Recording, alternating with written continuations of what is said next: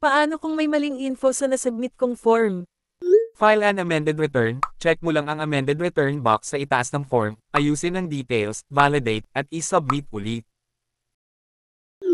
Ilang beses pwede mag-amend ng return? Walang limit, basta tama at kumpleto ang bago mong submission. Nakalimutan kong ilagay yung 250,000 pesos deduction last quarter, kaya sobra ang nabayad kong tax. Ano kaya ang pwede kong gawin? File an amended return sa EBIR forms.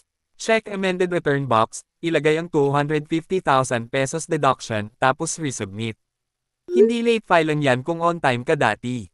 Kung sobra bayad mo, pwede mong i-apply as tax credit sa next quarter o annual. Pero para sure, verify sa BIR. Paano ko malalaman kung successful ang submission sa BIR? Makakatanggap ka ng confirmation email mula sa BIR. I-save mo ito kasama ang Form 1701Q at proof of payment kung may tax due.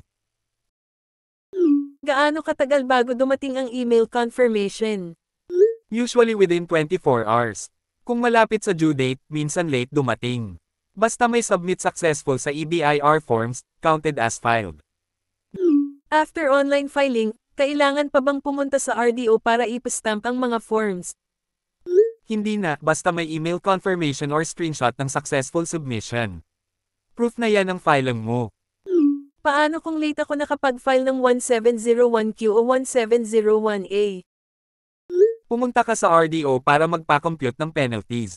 Pwede mong dalhin ang filled out form, o doon ka na rin mag-fill out.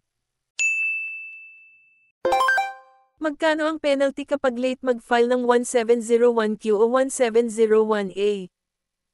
Depende sa tagal ng delay at tax due mo.